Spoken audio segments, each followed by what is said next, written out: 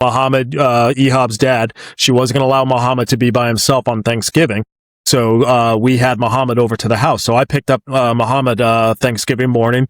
He came over to the house, and he's an older gentleman, very quiet, these types of things. And my crazy ass family was there, and everything like that. But everybody was very nice to him, and he was very much a part of everything. Well, at the end of the day, whatever, if we had Thanksgiving around 2:00 in the afternoon, Thanksgiving dinner around 2:00 in the afternoon, let's just say I took Mohammed back home at 5:00. So I take Mohammed back, and again, a little bit older gentleman, want to make sure he's all set, help him get up to his house and everything like that.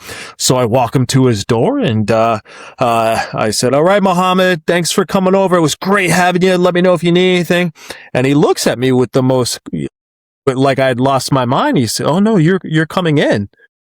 Oh, okay. Okay. So I go in, and we sit down, and we're sitting on his couch, and he has the news on and all these kind of things. And we're just sitting there chatting a little bit. And then all of a sudden he gets up, and he goes into the kitchen, and he starts emptying out the refrigerator with all these different snacks and meals. And he says, "You come over, come over." I was like, "Oh, Muhammad, I've had too much. I'm still too full." You come over. So I come over, and I'm sitting down, and he is just plying me with all kinds of different fruits. And I think there was a couple of Arabic, not meals, but like, desserts and little snacks and treats type things. He wouldn't let me say no.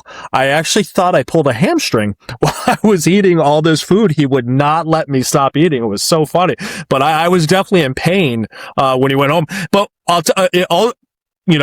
what was really cool about that, though, is it really, and you guys were actually the one, I thought about it, but you and Ehab were the ones that confirmed, no, that's just the culture. That's what you do, where for me, it was like, no, I ate Thanksgiving dinner. I'm good. I don't need anything else. No, this is part of the custom. This is part of the culture. You come over to somebody's house, they feed you. And it's, dare I say, disrespectful to decline.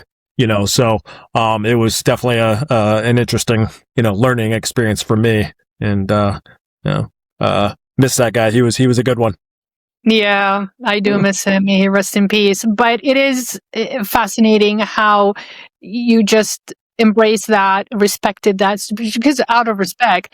So the reason why, just to clarify, he did this, it's just a nonverbal way of thanking you for Thanksgiving.